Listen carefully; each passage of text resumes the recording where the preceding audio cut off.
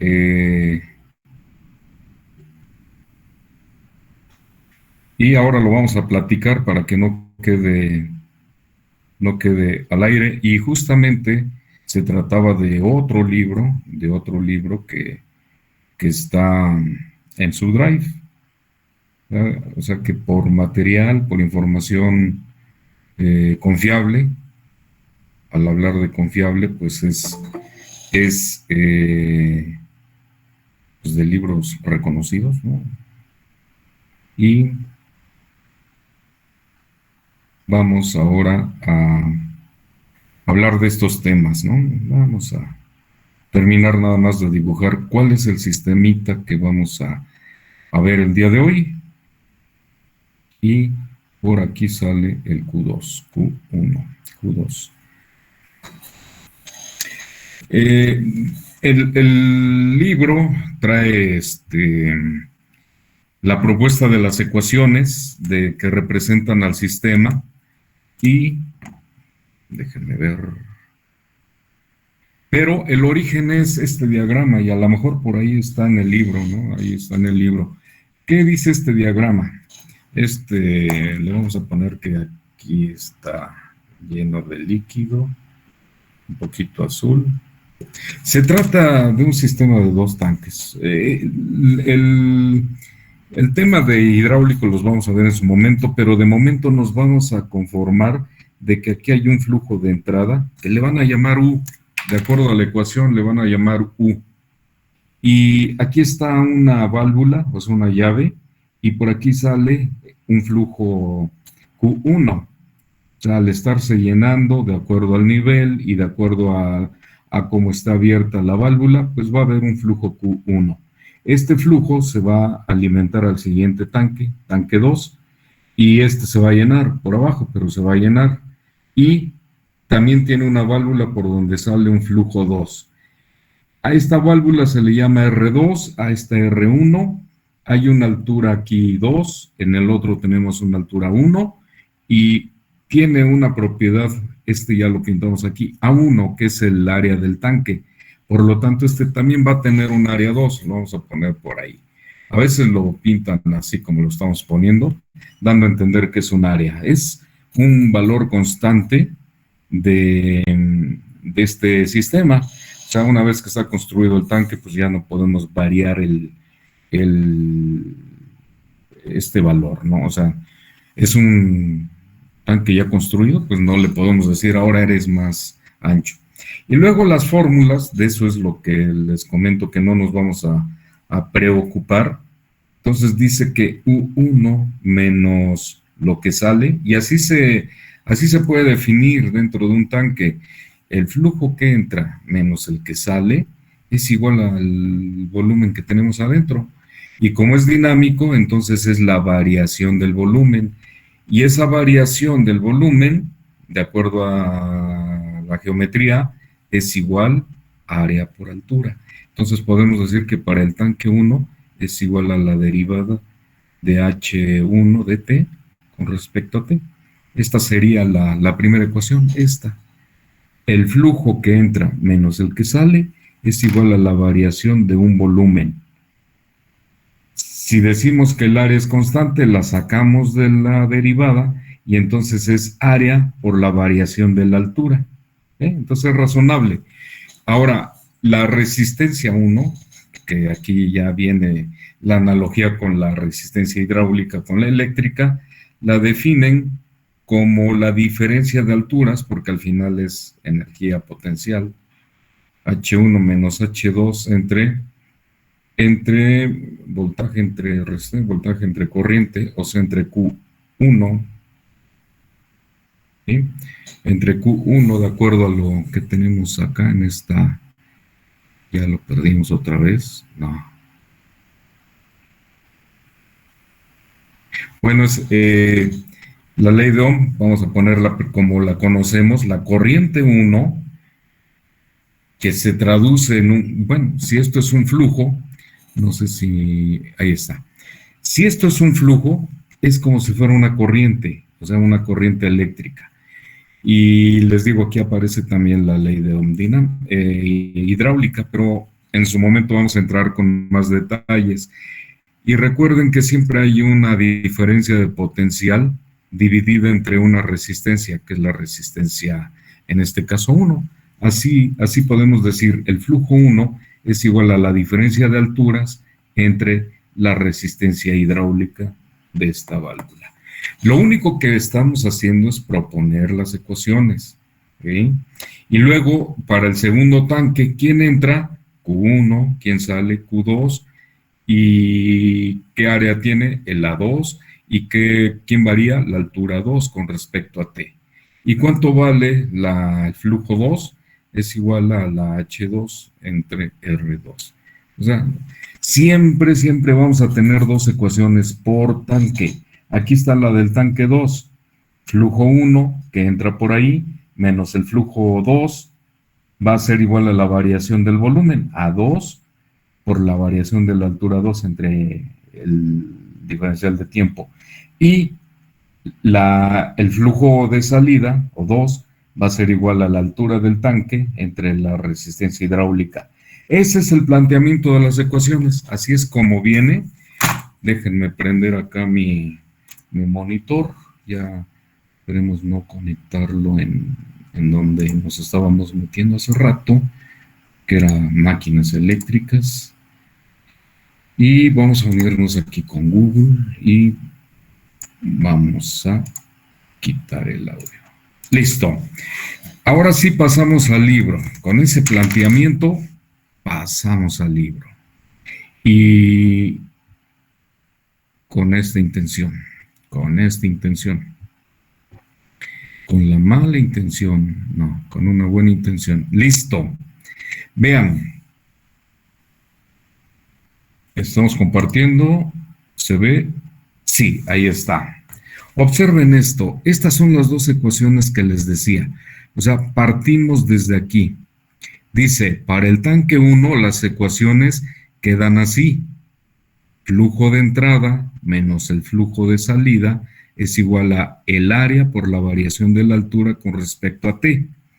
Y el flujo de salida, que es el que está abajo entre los dos tanques, es la diferencia de alturas que tiene el nivel de líquido de cada tanque entre la R, o sea, la resistencia hidráulica. Esto lo pintan en Laplace y se despeja. Si se dan cuenta, aquí el H es la respuesta.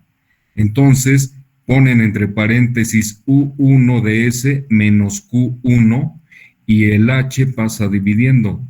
Ahora, como tenemos aquí que transformar en Laplace, el H1 de T se convierte en SH1. Si queremos solita la H, entonces A1 con S se pasan del otro lado. Esto es nada más la pura ecuación convertida en el ambiente de Laplace. ¿Qué pasa en el caso de Q1? Pues Q1, pues ponemos en mayúsculas esto y multiplicado por 1 en R. Aquí está, 1 en R por H1 menos H2. Si se dan cuenta, ahora nada más estamos trabajando con este par de ecuaciones. Sabemos que vienen por un tanque y nosotros pudimos haber empezado la nota. Bueno, supongan que tenemos estas dos ecuaciones y estas otras dos, 4. Y queremos representarlas en un diagrama de bloques. Bueno, el antecedente es nada más para que vean de dónde viene. Estas son las dos ecuaciones del tanque 1. Y luego viene para el tanque 2. ¿Quién entra? Flujo 1. ¿Quién sale? Flujo 2. Aquí es igual a la variación del volumen. Y el volumen es área por altura. Pero como está variando, pues es derivada de la altura. Esa es la ecuación 1. Y la 2... como esta válvula está del lado derecho, solamente tiene influencia por la altura 2, a diferencia de la otra que está en medio de los dos tanques. Entonces hay una diferencia de alturas, por eso se restan. En este caso es una solita. Y la pasamos a Laplace. Mismo tratamiento que la de arriba. H2 es igual a 1 entre A2S por Q1 menos Q2. Y la otra ecuación... sencilla, ¿no? Q2 es igual a H2 entre R2. Observen que ahora viene la representación en diagrama de bloques de cada ecuación. La primera es esta resta que multiplica a 1 en AS1 y el resultado es H1. ¿Sí? Recuerden que las variables siempre van a quedar del lado derecho del diagrama de bloques, como está aquí.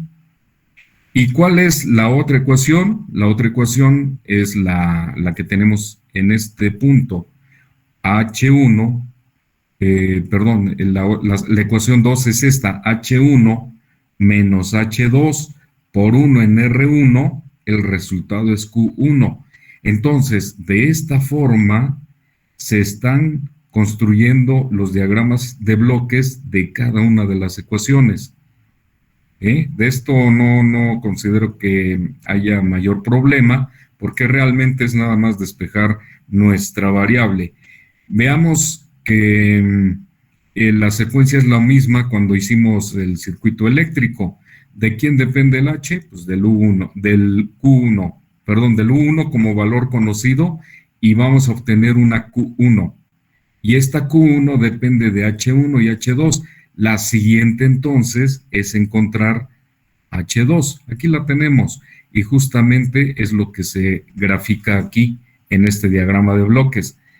Esto está, bueno, a nivel físico en la página, en la hoja 193 está esta nota del libro Introducción a los sistemas de control, el que tiene la pastita verde. Sigamos con la siguiente ecuación. La siguiente ecuación que tenemos aquí es esta. ¿Quién entra? Q1 y Q2. Aquí están. Q1 y Q2 entra restando y multiplica a 1 en A2S. Aquí está el bloque. ¿Quién sale? H2. Esa es una. La otra ecuación es esta. Q2 es igual a H2 por 1 en R2. Pues aquí está. Q2 es igual a H2 por 1 en R2. ¿Qué es lo que sigue? Pues ya que tenemos esto representado de forma individual, ahora hay que armar todo el diagrama de bloques. Partimos de la entrada con U1 y pintamos su sección. ¿Quién sale? H1. Esta es la respuesta, entonces inmediatamente debe conectarse el bloque que tiene como entrada H1 y entonces tomamos este, aquí lo ponemos, viene el sumador, se suma con alguien, recuerden que hasta el momento no nos interesa quién entre porque pues, hay que ver en dónde queda la variable y el resultado de esta suma se multiplica por 1 en R1 y la respuesta es Q1, que es lo que tenemos aquí. ¿Q1 en dónde entra? Ah, pues entra aquí en un sumador, que es el que tenemos aquí. Q1 entra sumando con algo, se multiplica por 1 en AS2, A2S, y la respuesta es H2. Esta es nuestra respuesta. ¿Qué bloque tiene como entrada H2? Pues este. Lo conectamos aquí. Si la salida aquí es H2, pues la conectamos acá, porque esta es entrada de H2. Multiplicamos por 1 en R2 y tenemos Q2. Q2 es el flujo del segundo tanque o el flujo de salida. Y ahora sí, aquí dice que viene de Q1, pues buscamos Q1 y está de este lado y se tira la línea. Y luego el otro sumador que viene siendo este de aquí, dice que viene de H2. Aquí lo pusieron abajo, pero para no cruzarnos, este sumador es este, para no cruzarnos buscamos H2 y mejor lo tiramos por arriba. Ahí está. Y el otro sumador, que es este, dice yo necesito a Q2. Ah, pues buscamos Q2 y listo, aquí está. Este es entonces el diagrama de bloques de un conjunto de tanques que están conectados a través de una tubería y que se están llenando a través de U1 y por lo tanto podemos tener la respuesta. Si nos interesara en particular una respuesta, por ejemplo H2, tendríamos que repintar el diagrama Vamos a suponer que nos interesa la altura 2. Ah, pues entonces la altura 2 es la salida y tendríamos que dibujarlo como retroalimentación si nos interesa el H2. Pero aquí en un principio dijeron, no, lo que me interesa es el flujo de salida. Pero eso no nos impide que nosotros podamos seleccionar cuál es la variable que nos interesa. Ahora sí, el siguiente punto, no sé si se va por arriba, creo que no, 4.9. No, creo que esto es de otro tema. Sí, usan por allá otra tecnología que después vamos a ver. Y vean, bueno, ya nos brincamos un pasito. Y vean, cómo lo vamos a resolver? Aquí está la primera acción. Si brinco este punto después del bloque, significa que lo multipliqué por 1 en R2, por lo tanto, debo multiplicarlo por la inversa. La inversa de 1 en R2 es R2, por eso aquí aparece R2. ¿De acuerdo? Me brinco para que no se altere, debo dividir o multiplicar, todo depende, por la inversa del que me estoy brincando. La inversa de 1 en R2, pues es R2. Listo, aquí ya se despejó esta parte. Entonces es muy fácil calcular la función de transferencia de aquí.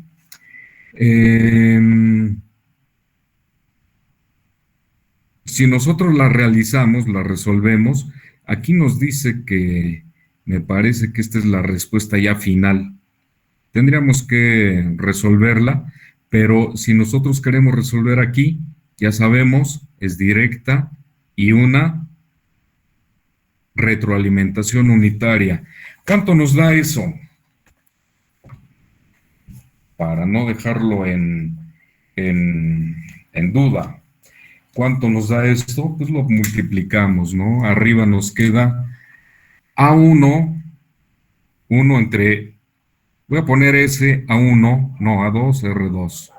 Y luego se divide entre 1, restando le ponemos suma, 1 entre S A2, R2, multiplicado por 1. Pues queda así nada más. Lo de arriba entre 1 más, lo de arriba por 1, pues queda así. Si esto lo resolvemos con ecuaciones eh, haciendo factor común, SA2, R2, más 1, aquí queda de esta manera. Así, claro, les digo, ya con la práctica dicen, pues eso es esto. ¿Por qué factor común de abajo se va con el de arriba? Arriba queda un 1, lo de abajo pasa como numerador del 1, SA2, R2, y el 1 como está solito, pues ahí está. 1, SA2, R2 más 1. ¿Okay? Eso es solamente esta parte. Y luego multiplicamos por 1 en R1.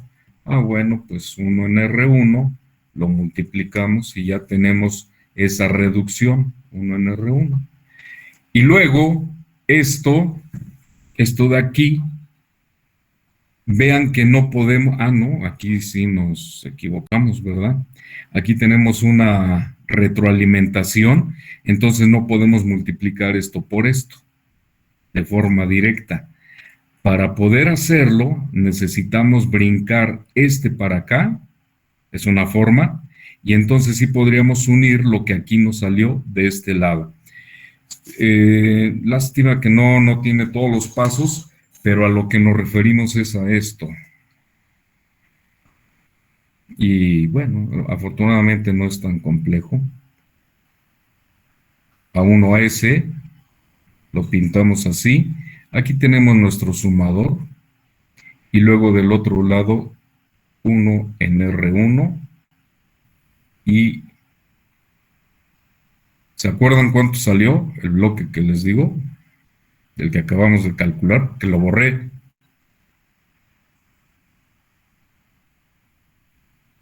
¿Se acuerdan?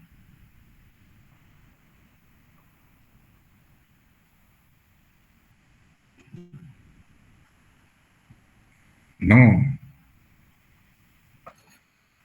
No, profe. Era SA2R2 más 1.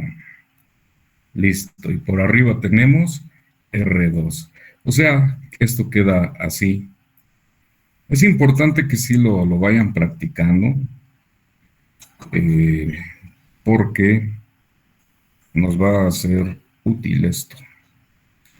Más y menos. Aquí entra U y esto es Q2. Entonces queda de esta forma nuestro diagrama de bloques. Nada más se ha resuelto la canónica y por arriba tenemos el R2. Tenemos ese nodo que sale después de uno en R1, por lo tanto lo que nos conviene es moverlo del lado derecho. Si lo movemos del lado derecho, entonces tenemos que multiplicarlo por la inversa de ese bloque que está del lado derecho. Lo voy a brincar rápidamente y entonces vamos a poner que esto va a quedar multiplicado por SA2, SA2, R2 más 1. Y ya brincamos esta línea de este lado. Ya tenemos esto así. Al brincarlo, tenemos que dividirlo entre la inversa o multiplicarlo por la inversa, y ahí lo tenemos. ¿Y qué hemos hecho? Que ahora sí hemos despejado la parte de arriba y podemos resolverlo. Entonces, pues aquí les comento qué página es esta, la 178. Les digo que partimos planteando las ecuaciones. Desde aquí podríamos decir que arrancó esta parte de acá hacia abajo. Y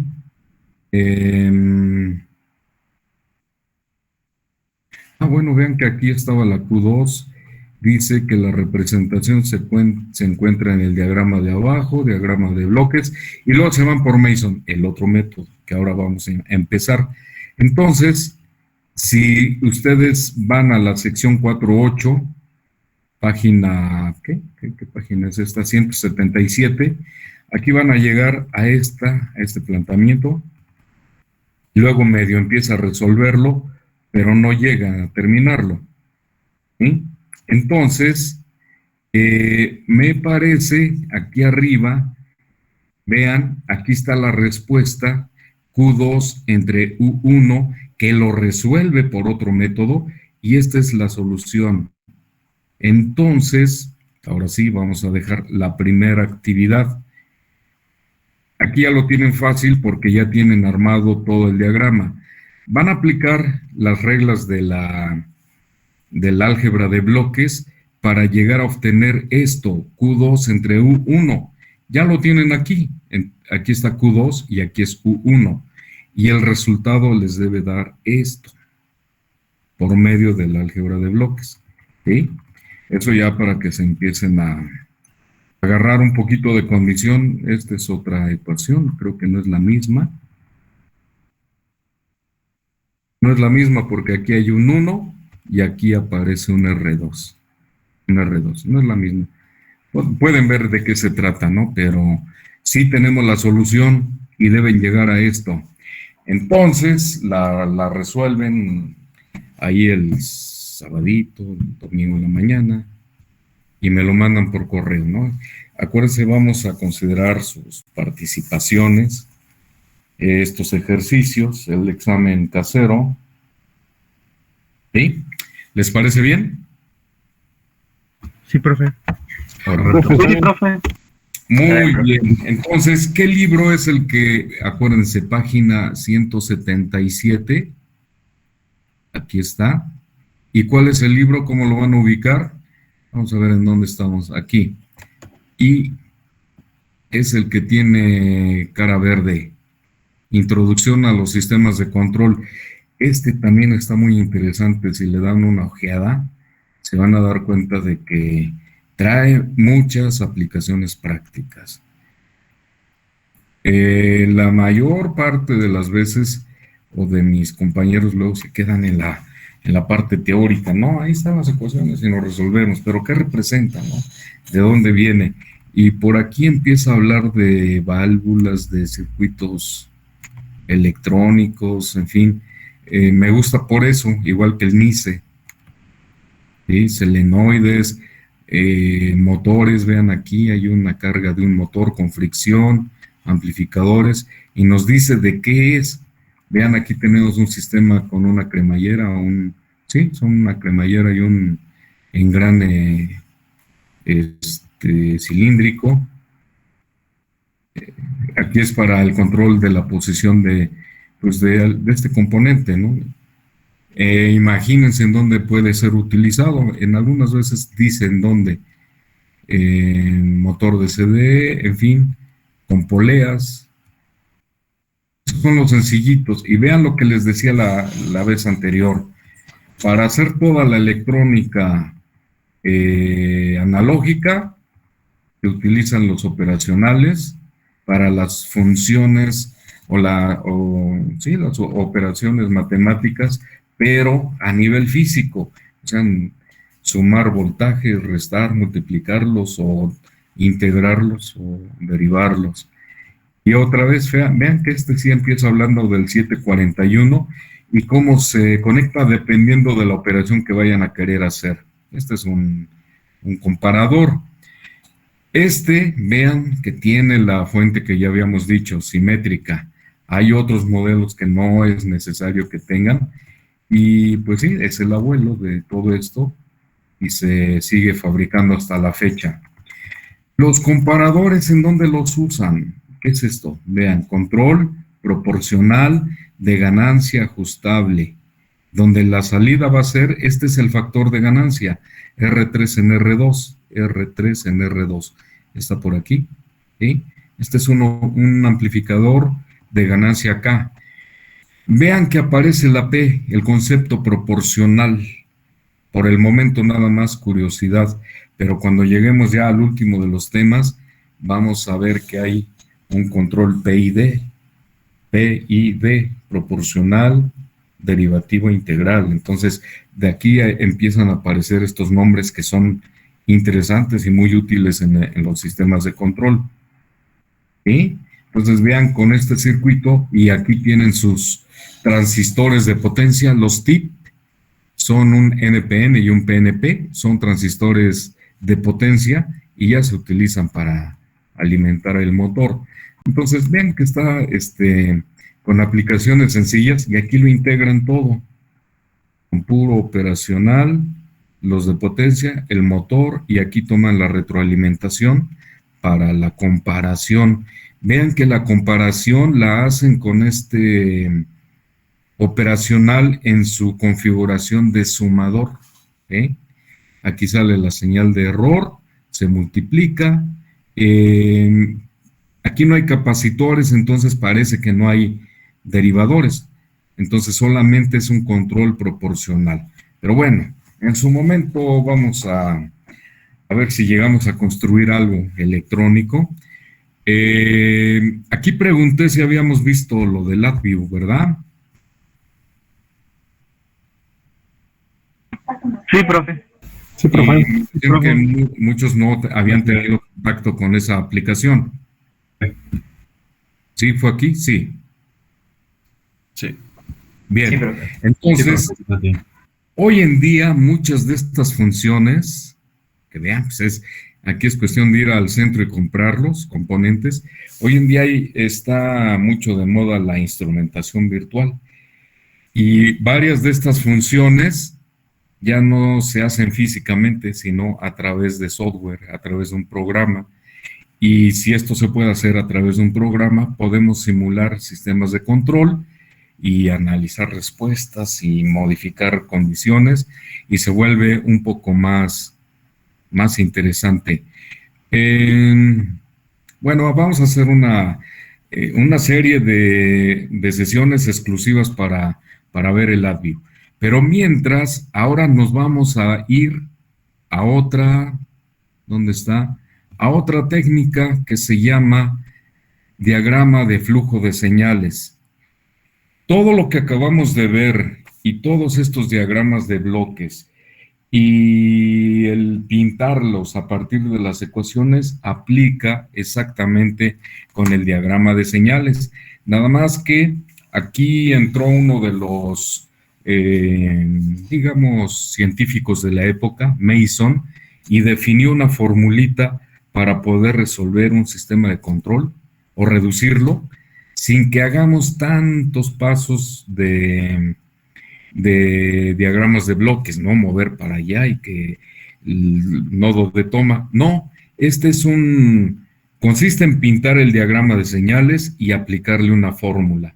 Pero para eso necesitamos nada más saber cómo es que se pinta un diagrama de señales.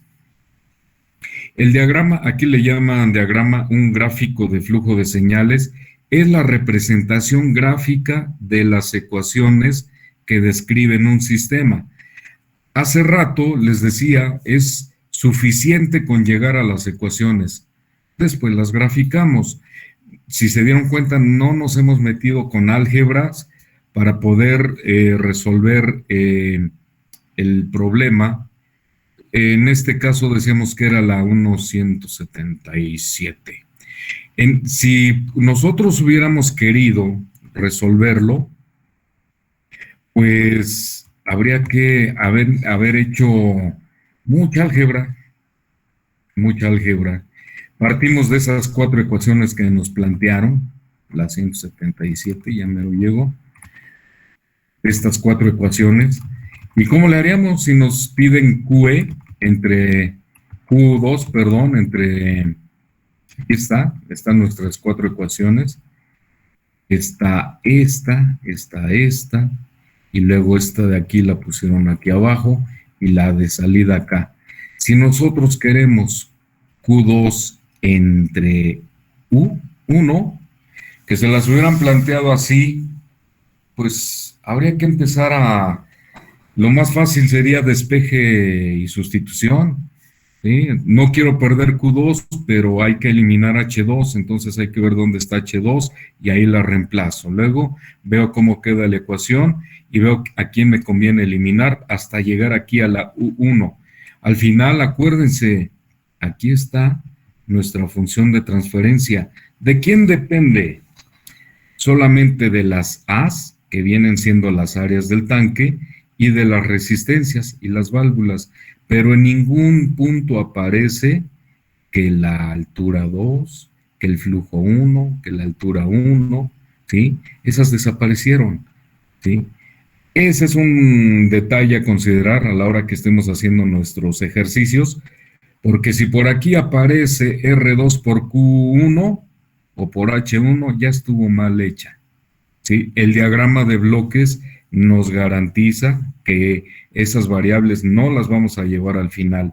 Y con mayor razón el diagrama de señales, pero en el álgebra sí es mucha talacha y sí es posible que nos equivoquemos y que por ahí se nos vaya una Q1 o de pronto veamos que no encontramos la forma de eliminarla. Ahí está, pero ¿con qué ecuación nosotros hacemos ahí alguna actividad para que ya no aparezca, un equivalente para que no aparezca?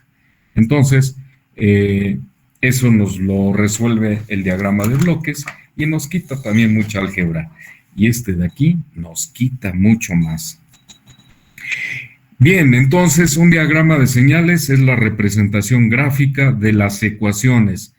En el ejemplo anterior vimos que era un conjunto de ecuaciones simultáneas para un sistema de tanques. Bueno, y gráficamente muestra la transmisión de señales a través del sistema, o sea, por dónde se están moviendo. ¿Cómo lo hace el diagrama de bloques? Sí, también, pero es más fácil de dibujar y en consecuencia más fácil de manipular que un diagrama de bloques. Para algunas soluciones nos conviene más el diagrama de bloques, pero la verdad que casi todo se puede resolver con un diagrama de señales. Ahora vamos a ver cuáles son los fundamentos y cuáles son pues, sus definiciones. Dice que cualquier ecuación la podemos representar así, como una variable de salida que es igual a una cantidad por una variable de entrada, ¿sí? O sea, cualquier ecuación lineal, ¿sí? Como si fuera una ecuación de la recta, y es igual a mx, ¿sí? Sería ese uno de los casos. Y igual a m por x. Entonces tenemos una variable de entrada y una de salida. Dice, las variables x1 y xj pueden ser funciones de tiempo. de la frecuencia compleja o de cualquier otra cantidad. Al final son variables. Pueden aún ser constantes, las cuales son variables en el sentido matemático. Habrá casos en donde sea así. Para los gráficos de señales, A y J, o sea, esta cantidad, es un operador matemático que transforma a X en Y. O sea, es una forma rebuscada de decir que es la función de transferencia. Si se dan cuenta, esta es mi respuesta, que multiplicada A por la entrada me da esta respuesta. Igualito como lo vimos en los bloques. Estoy parado en el bloque de salida, ¿a qué es igual? A la señal que entra por su función de transferencia. Entonces vean qué forma, digamos, barroca, ¿no?, de explicar eso de la función de transferencia. AJ es un operador matemático que transforma a XJ en XY. Vámonos. Y se llama función de transmisión. No, se llama función de transferencia. En este ejemplo, o sea, esa es mi labor, ¿no?, hacerles esta traducción. Y dice, en este ejemplo puede ser una constante o puede ser una ecuación, como hace rato veíamos, ¿no? 1 en S cuadrada más 2, A2 más R2 más 1. Esa era la función de transferencia, creo que, no lo hemos borrado, ahí está. Lo que tenemos adentro ahí es A2, R2 más 1, pues puede ser lo que represente A. Entonces dice que puede ser una constante. Por eso está la palabra puede, no necesariamente. En cuyo caso, XY es una constante. Pues sí, la respuesta va a ser constante si entra una variable por una constante.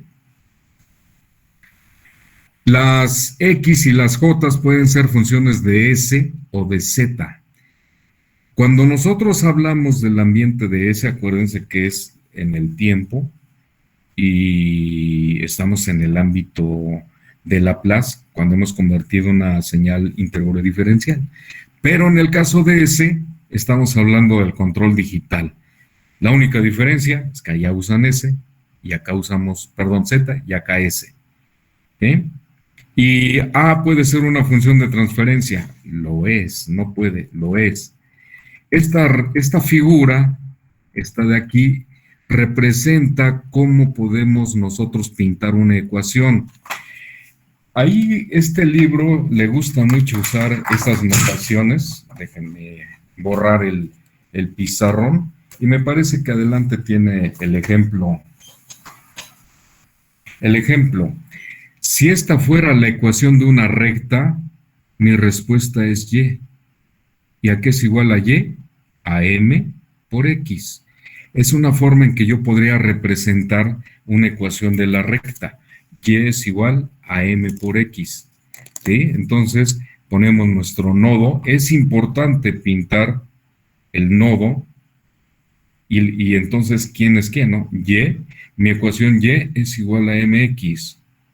Entonces, aquí tenemos una M y aquí tenemos una X. Entonces, lo que nos quiere decir el libro es esto. Si yo tengo una respuesta Y o una variable Y que es igual a MX, a la salida de esa flecha voy a tener en ese nodo a Y. Si miro hacia atrás, veo que la punta de flecha tiene el valor de la función de transferencia, o sea, M, y la variable de entrada es X. Así de simple se pintan las señales o a través de un gráfico una ecuación. Ya dependerá del sistema, cómo vamos a ir armando un diagrama de algún sistema con más variables, como el caso del tanque de hace rato. Dice, cada variable se designa mediante un nodo, o sea, este punto. Estos son importantes, por esta razón existen estos puntos. Y las ramas siempre son unidireccionales, o sea, solamente van en un solo sentido. Y las flechas representan la dirección del flujo de la señal y además la punta de flecha lleva el valor de la, podemos decirle ganancia, de la función de transferencia, en fin. Vamos a ver qué dice más abajo. Ejemplo, pues vean la ley de Ohm. Dice, voltaje es igual a I por R, donde V es el voltaje, ¿sí? O sea, la respuesta, y depende de una constante resistencia y de la corriente que estemos aplicando. Y una corriente y R una resistencia. Entonces, si quiero representar esta ecuación, mi respuesta es B, y miro hacia atrás, que multiplica a R por la variable I. ¿Sí? Entonces, así de simple. Este es un ejemplo más adicional al que ya tenemos. Aquí está una ecuación que la verdad no le hacemos caso, mejor nos vamos aquí. Y dice, yo puedo tener un nodo a donde lleguen varias señales.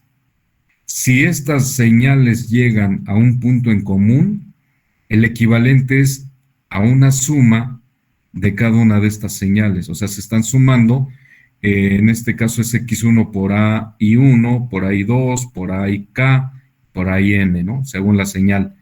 Y esto lo podemos representar así.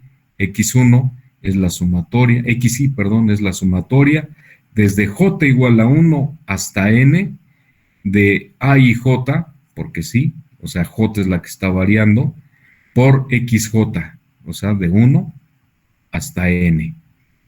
Aquí tenemos J entonces, y aquí la I es constante y la J es la que se mueve. Entonces, la XY es la sumatoria de los productos de señales por su ganancia que estén entrando a este nodo.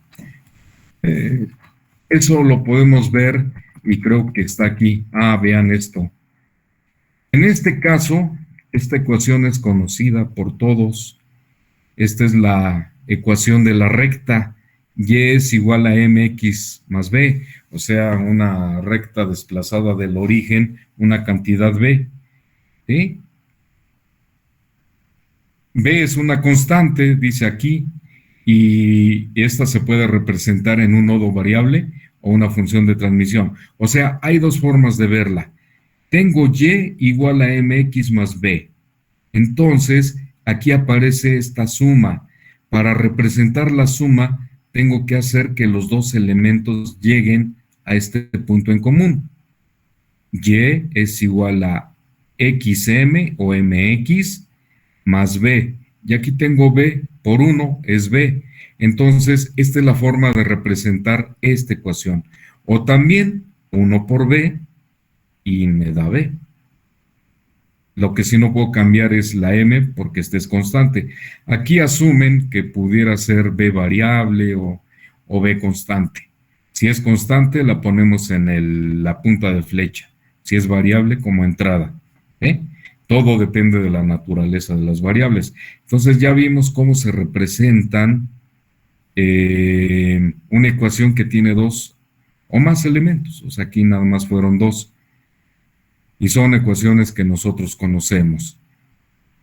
Aquí son al revés, ¿no? Un nodo puede irse a otro multiplicando por una cantidad, en este caso es una AIK, A1K, A2K, y vamos a tener unas señales diferentes. Quizás cuando tengamos las ecuaciones de un sistema se va a ver más claro. Por ejemplo, aquí dice y es igual a 3x. Bueno, aquí tengo x multiplicado por 3 y me da y.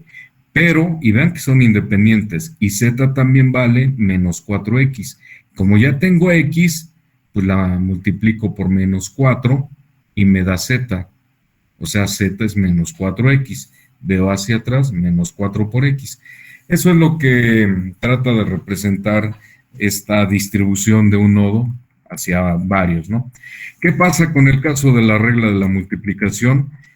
¿Qué es lo que esperamos si sabemos que en bloques que están en cascada se multiplican? Igualito, si tenemos dos señales de este tipo en serie, pues el producto o el equivalente va a ser como si tuviéramos una, pero con la ganancia de cada una de las flechas, ¿sí? O sea, si tenemos algo así, para pintarlo de otra manera, X, aquí está su nodo, aquí esto vale G1 y aquí tengo otro nodo que vale y luego tenemos otra ganancia que vale G2 y a la salida tenemos W.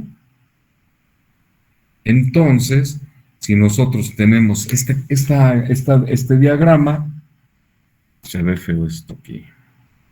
Si tenemos este diagrama donde entra X que multiplica G y me da Y multiplica G y me da W, puedo representarlo por uno solo que se llame X, este nodo se llama X, la flecha se va a llamar G1, G2 y el resultado es W. ¿Sí? O sea, eso es lo que nos quieren decir ahí. Si tenemos algo así, podemos desaparecer la Y, multiplicar G1 y G2 y tener una flecha con el producto de G1 y G2. ¿Sí? Y lo representamos de esa manera. ¿Que se pierde la Y? Sí, sí se pierde. Que si no queremos que se pierda, pues ya tendríamos que pintarla de otra manera, pero tendríamos que ver cuál es el caso, ¿eh? No es nada más de que, se me antojó que no se pierda, no. Hay casos en los que es necesario y otros en donde hay que conservarlo, pero veríamos la situación. Bien, pues es esto lo que quiere decir el A21 con el A32, con el A43 por X1, pues nos da la XN. O sea, aquí hay una serie de flechas que se están poniendo una tras otra. Tenemos varias variables, la X2, la X3, la X4, en fin, hasta acá. Y entonces el equivalente es multiplicar todas las ganancias, conservamos el primero y el último, siempre y cuando estén así en cascada. Entonces, vean, nada más multiplicaron todo esto. Lo que tiene el libro, y es nada más para comentarlo, es que le gusta mucho utilizar esto. Más didáctico sería pues, poner una A, una B y una C. ¿Cuánto vale el equivalente? ABC. Listo. Pero a veces confunden estos índices. Yo creo que por eso lo dieron de baja. Vean el ejemplo. Dicen que aquí hay una señal que se llama Y igual a 10X y Z igual a menos 20Y. O sea, esta depende de acá. Entonces pintamos la primera. X por 10 nos da Y. Y por menos 20 nos da Z. Y nos dicen, bueno, esto lo podemos representar desde la entrada hasta la salida, o sea, de X hasta Z, multiplicando sus ganancias, otra vez entre comillas, aquí porque son constantes. 10 menos 20 por menos 20, menos 200 y listo, ahí está. Aquí eso es como representamos algunas ecuaciones, pero aquí viene como algunas definiciones adicionales. Supongan, y si ustedes recuerdan, son las ecuaciones que ayer dimos para pintar un diagrama de bloques y preguntaban si era válido que X fuera igual a A33 por X3. No, pues sí, aquí se ve que sí. Entonces, vean, este es un ejemplo. Ayer lo vimos en bloques, pero aquí está solamente para sacar algunas definiciones. Y la primera dice, trayectoria. Es una sucesión continua unidireccional de ramas a lo largo de las cuales no se pasa por un nodo más de una vez. Por ejemplo, en este caso, trayectoria X1, X2, X3, X4, X2, X3. Aquí va. X1 a X2, ahí está. Y a X3. A X4, esta es una de nuestras trayectorias. Vean que hasta aquí llegó la coma. O sea, la trayectoria va de X1 a X2 y si se dan cuenta no hemos tocado más de 2 veces un punto. Hay otra, dice X2 a X3. Bueno, pues sí, esta es una trayectoria. Y luego, de nuevo a X2. Vean, viene para acá y regresa. El que regresemos a este punto no quiere decir que 2 veces lo tocamos, sino de aquí partimos y terminamos aquí. A esto le llaman trayectoria cerrada. Y luego está la X1, X2, X4 por arriba, ¿sí? Estas son trayectorias, pero hay una en particular que se llama trayectoria directa y es la que va desde la entrada a la salida. Aquí hicieron una trayectoria o lazo, ¿sí? Cerrado, pero no es trayectoria directa. ¿Cuántas trayectorias directas hay? Pues hay una y hay esta otra por arriba. Listo. Nodo fuente o de entrada es este. Es aquel que solamente tiene ramas de salida, ¿sí? Ustedes se van a encontrar, por ejemplo, con una situación así. Lo vamos a pintar rápido. Y esto es por definición, ¿eh? Se van a encontrar tal vez con una situación que tengan algo así, A1, y luego aquí tienen X, aquí y luego tienen aquí A2, y luego tienen Z. Y de aquí sale una señal que se llama B1. Y luego también viene una señal acá que se llama B2. O sea, este es un diagrama de señales. Tenemos X que entra, multiplica 1 y me da X, Y. Y Y multiplica 2 y me da Z. Pero Z y Y se retroalimentan y se unen en X. Si se dan cuenta, ahí tenemos una señal de entrada dos de entrada y una de salida. O sea, las dos de entrada es B1 y B2. O sea, B1 y B2 están llegando a X y A1 está saliendo de X. ¿Y cómo dice la definición? Nodo de entrada o fuente es aquel en donde solamente salen ramas. Aquí arriba, pues sí, nada más sale una, pero en este caso no cumple. ¿Cómo lo hacemos señal de entrada? Fácil.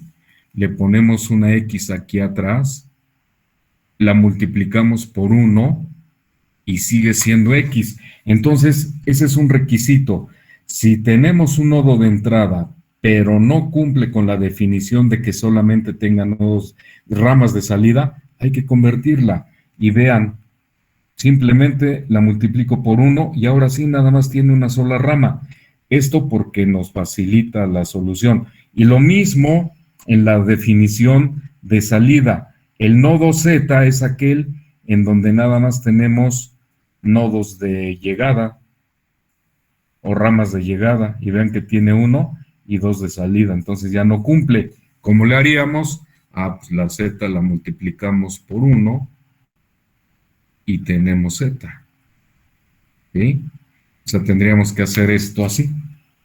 En la salida, la Z la multiplico por 1 y me da Z. Entonces, por eso pareciera que es obvia la definición, y aquí sí se ve, nada más tiene una. Pero ¿qué pasa si una señal de aquí la tenemos hasta acá? Pues ya no es nodo, ya no cumple con la definición. Es aquel nodo donde solamente salen ramas. Pues incluso vean, el nodo X4 cumple como nodo de salida. Aquí está la definición. El nodo de salida o sumidero es aquel en donde solamente llegan ramas. Por ejemplo, X4. Pues sí, llegan 2. Si no, lo convertimos. Ahora sí vean lo que dice aquí, trayectoria directa. Es aquella trayectoria de un nodo de entrada a un nodo de salida. ¿Cuántas hay? Esta y esta. Mejor las vemos. Ya las habíamos visto. Ese concepto se usa mucho, por eso es importante. Trayectorias directas, ¿cuántos hay? Pues una que va por aquí y la otra que va por acá arriba. Ustedes dicen, a lo mejor me voy por aquí, me regreso y salgo acá, pero aquí sí ya toqué 2 veces este nodo. O sea, en la ida, 1, voy para acá, me regreso y ya lo toqué. Ya con eso, aunque haya salido hasta acá, no es una trayectoria directa. Tienen que ser nodos en donde no toquemos más de 2 veces un nodo. Trayectorias donde no toquemos más de 2 veces un nodo. Listo. Trayectorias de retroalimentación o mallas, aquella que se origina y termina en el mismo nodo. por ejemplo, x2 a x3 y de nuevo x2. Lo que veíamos aquí. Estos en realidad representan a nuestras mallas de retroalimentación. Vean cómo se representan. Muy simple. La fórmula lo resuelve muy simple. Y por último, bueno, esto es muy raro verlo, pero existe la automalla, ¿no? Aparte de la misma variable, se multiplica y llega ahí. Ah, pero se multiplica con otras más. Estas son las definiciones importantes. Vamos a hacer una repasada. No todas se utilizan. Las que sí se utilizan son las trayectorias directas y es importante ver cuántas. Y los lazos. En los libros van a encontrar estos arreglos también como lazos o bucles. ¿Sí? Eso es lo que nos interesa. La fórmula nos va a decir, hay que observar cuántas hay y hay que observar cuántos lazos y luego aplicamos la fórmula. Por eso es muy sencilla. Esas son las definiciones fundamentales. La ganancia, pues es el valor que tiene la flecha, la ganancia de trayectoria, el producto de las ganancias, la ganancia de malla, los productos por ejemplo, esta es una malla. ¿Cuál es la ganancia de esta malla? El producto de A32 con A23 y se acabó. En los sistemas de control, pues G1 por H1. Bueno, lo que valga. Esa es la ganancia de la malla, ¿sí? No la función de transferencia, ¿eh? Eso lo tenemos que resolver con la fórmula. Simplemente el concepto se utiliza para armar los elementos. ¿Cómo se construye un diagrama de señales? Vean, aquí está. Esto para transformarlo en diagrama de señales, simple. Señal de entrada R, una flecha que vale G, señal de entrada, respuesta C, tomamos la retroalimentación con una ganancia H y se suma o se une en un nodo. ¿Y cómo está? Aquí está. Para convertirlo en señal de entrada, pues hay que multiplicar por R, porque vamos a tener esta señal entrando aquí. Entonces, a ver, vamos a hacerlo pequeñito. Entonces, esto de aquí se reemplaza por esto. ¿Sí? Y vean, es muy simple. Y no se diga la solución de la función de transferencia de esto. Hasta aquí yo creo le vamos a dejar, son 2 minutos. Sirve que van a cenar, y partimos ya con estas definiciones y la siguiente clase va a ser revisar la ecuación de Mason. Aquí nuevamente pintan los diagramas de señales con esto. Vean cuál es su equivalente. A ver si nos da tiempo. Estas ecuaciones ya las conocen. R1, R2, tal vez cambiaron la posición de las R's, pero las ecuaciones son las mismas. ¿A qué es igual I1? Pues aquí está. A1 en R1 por B1. ¿Dónde está B1? Aquí, por 1 en R1. Menos donde esté B2, por 1 en R1 negativo. Y listo, se sumó. Vean que esta ecuación, o esta variable I1, es el conjunto de estas dos ramas, O sea, cada elemento es una rama. Y la B2 va a tener algo parecido. Se unen dos ramas. O sea que B2, aquí se suman R3, bueno, aquí está R3, que multiplica a I1, menos I2 que multiplica R3, negativa. Y así se van a